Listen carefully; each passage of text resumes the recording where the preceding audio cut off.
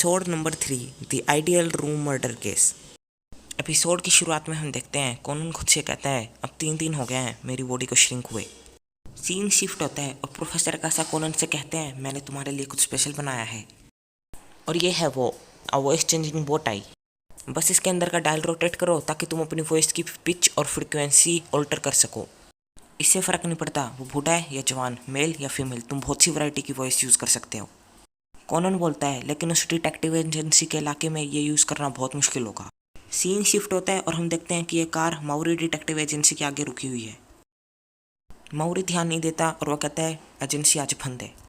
तुम उकीनो योको हो? उकीनो योको एक फेमस सेलिब्रिटी है जापान की। हाँ मैं वही हूँ। माउरी को यकीन नहीं होता और वो चिल्ला के बोलता है उकीनो योको। तभी रैन बोलती है ऐसा नहीं हो सकता, भला एक आइडियल हमारे घर क्यों आएगी। यूको बताती है वो यहाँ क्यों आती है और माउरी कहता है क्या कोई तुम्हारा पीछा कर रहा है। यूको बताती है जब भी वो घर पर आती है उसके फर्नीचर की अरेंजमेंट चेंज होती है और उसे स्ट्रेंज फोटो मिलती हैं। वो बोलती है उसे कई सारी कॉल्स भी मिलती हैं लेकिन उनमें कोई बोलता नहीं है। माउरी कहता है तुम्हारे साथ ऐसा कौन कर सकता है यूको सान।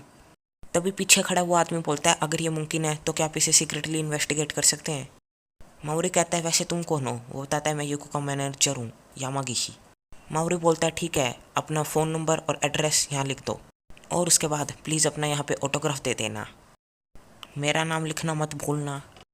तुमने ग्रेट डिटेक्टिव माउरी को गोरो को हायर किया है इस जॉब के लिए तो प्रॉब्लम की कोई बात नहीं है। रैन बोलती है कि हम भी साथ चल सकते हैं, मैं हमेशा से एक आइडियल का रूम देखना चाहती थी। सीन शिफ्ट होता है और यूको बोलती है अंदर आइए प्लीज़। और तभी यूको बहुत तेज चिल्लाती है। यूको का मैनेजर बोलता है क्या हुआ यूको। तभी माउरी अंदर जाता है और वो भी देख के बहुत डर जाता है। और तभी हम क्या देखते हैं, अंदर एक लाश पड़ी है। फिर हम देखते हैं कि पुलिस वहाँ पे आकी है और वो इन्वेस्टिगेट कर रही होती है। इंस्पेक्टर मैगुरे बोलता है जब तुम यहाँ पे आए वो मर चुका था और तुम्हारे साथ और कौन कौन था। माउरी पीछे से बोलता है वो मैं था, माउरी को गोरो। इंस्पेक्टर मैगुरे बोलता है वैसे यहाँ पे थोड़ी गर्मी है, क्या हीटर हमेशा इतना हाई होता है। यूको बोलती है नहीं, जब मैं बाहर गई थी मुझे यकीन है मैंने स्विच ऑफ किया था। मैगुरे बोलता है स्ट्रेंज। कॉनन बोलता है सिर्फ एक यही चीज़ स्ट्रेंज नहीं है इंस्पेक्टर, वैसे ये आम नहीं है, यहाँ पे सूखे वाटरमार्क्स हैं लाश के पास। एक और चीज़ वो चेयर, इतने मैसी रूम में सिर्फ एक वो चेयर ही है जो भी खड़ी है। कॉनन सोचता है हीटर किसी ने बहुत हाई सेट किया था, क्या वो ट्रिक इसलिए की गई थी कि हमें डेथ की ट्रू टाइमिंग पता ना चले। मैगुरे पुलिस वाले से बोलता है क्या ये पता चला कि मौत कैसे हुई। पुलिसमैन बोलता है हाँ, इसका रीज़न है वो चाकू जो उसकी बैग में है। मैगुरे बोलता है क्या वो चाकू तुम्हारा है यूको। यूको का मैनेजर बोलता है क्या आप यूको को सस्पेक्ट कर रहे हैं। मैगुरे बोलता है क्या तुमने इस विक्टिम को पहले कहीं देखा है। यामागिशी लाश के पास जाता है और वो गिर जाता है और तभी वो कुछ उठा लेता है और उसके बाद वो डर जाता है और पीछे हो जाता है। यामागिशी बोलता है माफ़ कीजिए हमने इसे नहीं पहचाना। कॉनन सोचता है वो क्या था, आखिर उसने जान के वो क्या उठाया। यामागिशी की जेब से कुछ गिरता है और कॉनन जाके जल्दी से उसे उठा लेता है। कॉनन बोलता है आखिर मैनेजर इस बाल को छुपा के करना क्या चाहता था। मैगुरे बोलता है आमतौर पर जब भी किसी बंद रूम में किसी का खून होता है रूम के मालिक के क्रिमिनल होने के चांसेस होते हैं। यूको बोलती है ऐसा कैसे हो सकता है, मैं किसी की कैसे जान ले सकती हूँ। माउरी बोलता है हाँ इंस्पेक्टर मैगुरे, आप इतनी जल्दी किसी एंड पे नहीं आ सकते। कॉनन यूको से बोलता है कि आपके पास इस घर की कोई स्पेयर कीज़ है। यूको बोलती है वो मैंने की का स्पेयर सेट बना रखा है अपने मैनेजर के लिए। माउरी बोलता है पता चल गया, तुम हो वो क्रिमिनल। यामागिशी तुम्हें जरूर यूको सान ने फेंक दिया होगा और इसलिए तुम बदला लेना चाहते थे। मैगुरे बोलता है क्या एविडेंस है तुम्हारे पास जो ये बता सकें कि यूको इनोसेंट है। माउरी बोलता है यूको सान क्यूट और काइंड है सभी के लिए। यामागिशी बोलता है मेरे पास स्पेयर की थी लेकिन मैंने 2 या 3 दिन पहले उसे कहीं घुमा दिया। मैगुरे बोलता है झूठ मत बोलो। यामागिशी बोलता है मैं झूठ नहीं बोल रहा, टीवी कंपनी के ब्रेक रूम में। यूको बोलती है मुझे भी ये पता है, जो भी ये बोल रहा है वो सच है। कॉनन सोचता है अभी भी यहाँ पर इम्पोर्टेंट पार्ट्स हैं जो मिसिंग है, एक ईयरिंग। इंस्पेक्टर वहाँ सोफे के नीचे कुछ। इंस्पेक्टर मैगुरे बोलता है हमें परेशान मत करो और यहाँ से दफ़ा हो जाओ छोटे बच्चे। कॉनन अपनी बोट आई का यूज़ करके एक आदमी की आवाज़ सेट करता है और बोलता है सोफे के नीचे कुछ है देखो। यूको बोलती है ये यूको सान का है, वो भी एक स्टार बनी लगभग उसी समय जब मैं भी बनी थी, उसका नाम है इकिजावा यूको। यामागिशी बोलता है हाँ, क्योंकि यूको एक मेन एक्ट्रेस है लॉन्ग ड्रामे की, यूको को उससे चिढ़ होने लगी। माओरी बोलता है इस बार मुझे पता है, और वो क्रिमिनल है इसे कहा यूको, जाओ और उसे अरेस्ट करो। तुम हो वो क्रिमिनल यूको इकेजावा।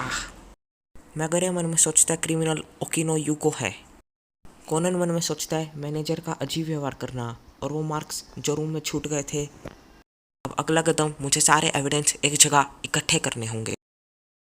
इकेजावा रूम में आती है और वो बोलती है मजाक करना बंद करो, वो मर्डर यूको के रूम में हुआ है तो आपको यूको को सस्पेक्ट करना चाहिए, राइट? और पहली बार मैं यहाँ पर आई हूँ।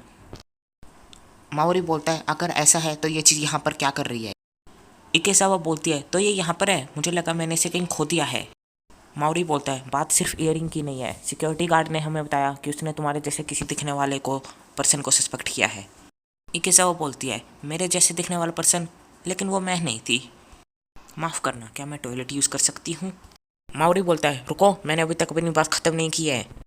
इकेजावा बोलती है तुम मुझे परेशान कर रहे हो, सिर्फ एक कुछ इयरिंग के दम पे तुम मुझे एक क्रिमिनल की तरह ट्रीट कर रहे हो। मैं बहुत बिजी हूँ, लेकिन हाँ मैं इतनी भी बिजी नहीं हूँ जितनी फेमस यूको सान है।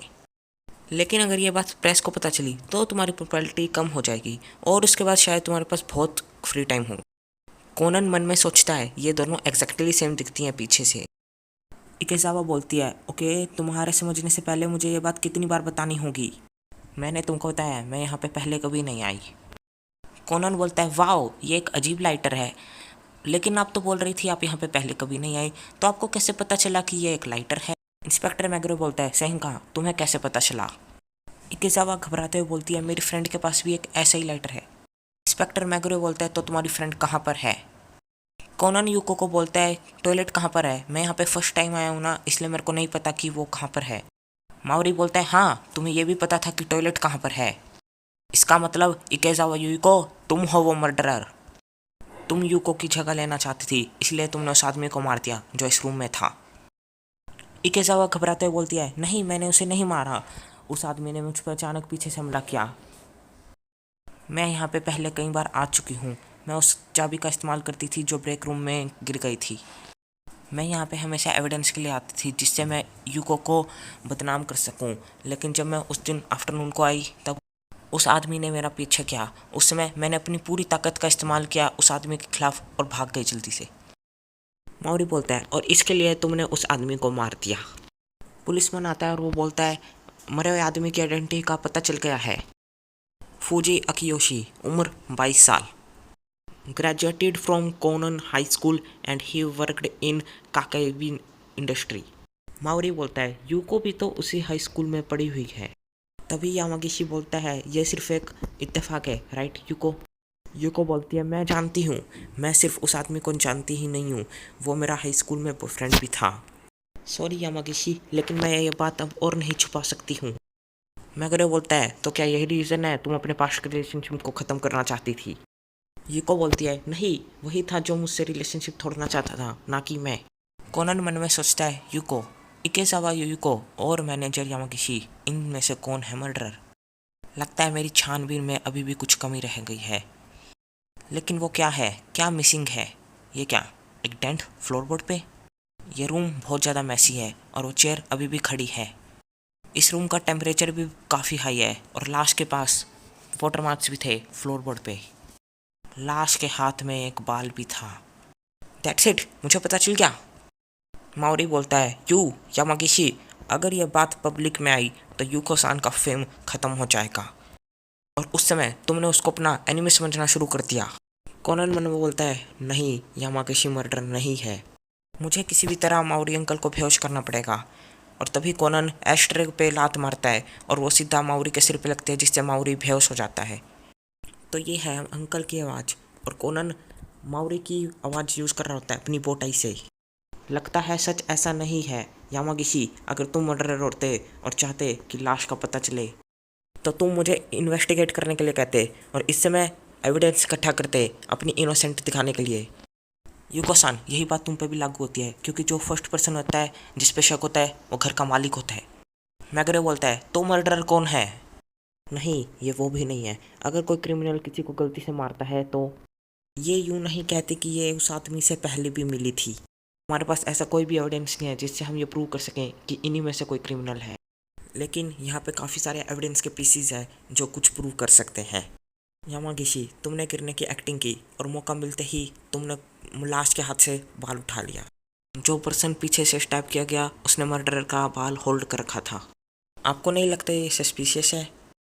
क्रिमिनल का प्लान था लोगों को ये यकीन दिलाना कि ये मर्डर उसने किया है और उसके बाद ये क्राइम यूको-सान को गिल्टी दिखाने के लिए किया गया है। और जो क्रिमिनल है वो है फुजी-सान हिमसेल्फ। मैगोरे बोलता है सुसाइड, ये इम्पॉसिबल है, तुम एक चाकू को अपने पीछे कैसे स्टैब कर सकते हो? ये एक आसान ट्रिक थी। हीटर को हाई टेम्परेचर पे सेट करने के बाद और यूको के बाल कोम से लेने के बाद वो चेयर पे खड़ा हो गया और उसने अपनी कमर चाकू की तरफ कर दी जो कि आइस ब्लॉक में फंसा हुआ था। जमीन पर लाश के पास यहाँ पे एक टेंट बना है, हैंडल ऑफ द नाइफ। बचे हुए आइस के पीस भी जल्दी मेल्ट हो जाएंगे हाई टेम्परेचर की वजह से। लेकिन फूजी-सान का प्लान कुछ ज़्यादा ही एक्सट्रीम नहीं है।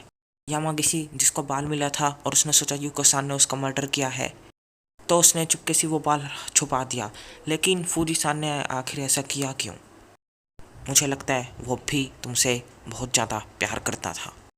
तुमने नोटिस नहीं किया तुम दोनों पीछे से बिल्कुल एक जैसी लिखती हो। उससे गलती हुई, उसने यूको-सान को यूको समझा, उसने सिर्फ अप्रोच किया था, वो सिर्फ तुमसे बात करना चाहता था। लेकिन फूजी-सान जिसने सोचा यूको-सान यूको है, बहुत शौक रह गया जब यूको-सान ऐसे भाग गई। वो उम्मीद कर रहा था कि वो अपना प्यार वापस जीत लेगा, मगर अंत में उस पर कोई उम्मीद नहीं थी। यूको बोलती है फिर उसने मुझको क्यों छोड़ दिया? यामागिशी बोलता है तुम गलत हो यूको, वो मैं था जिसने उससे कहा था कि तुमसे ब्रेकअप कर दे। पुलिसमैन आता है और मैगोरे को बोलता है हमने एक डायरी मिली है। डायरी के अंदर लिखा था वो कुछ नहीं था। जब से वो यूको से अलग हुआ था वो उसको भुला नहीं पा रहा था। इवन वो यूको का करियर बर्बाद करना चाहता था, वो सिर्फ यूको को वापस चाहता था। अंत में उसने कहा एटलीस्ट वो अपनी मिसअंडरस्टैंडिंग क्लियर करना चाहता था, नहीं तो वो और जीना नहीं चाहता था। यह इस डायरी की आखिरी लाइन थी। तो गाइस ये था डिटेक्टिव कोनन का एपिसोड 3। बताना मुझे कैसा लगा, पसंद आई तो लाइक करना और चैनल को सब्सक्राइब कर देना, शेयर भी कर देना। और मैं लाइन वाइज सारे एपिसोड अब करूँगा, 3, 4, 5 सारे के सारे। मैंने 1 और 2 इसलिए नहीं किया क्योंकि डेड टून्स एक वेबसाइट है, वहाँ पे आप देख सकते हैं काफ़ी सारे एपिसोड डब है वहाँ पे। 40-50 ही हैं लेकिन है वहाँ पे, आप जाके देख सकते हो। लेकिन अगर आप चाहते हो कि आप मैं 1 और 2 और कुछ हैं एपिसोड जो उन्होंने डब किए हैं, अगर मैं वो भी करूँ तो आप मुझे बता देना कमेंट सेक्शन में। बाकी वीडियो कैसी लगी बताना। मिलते हैं नई वीडियो में, टेक केयर, बाय बाय।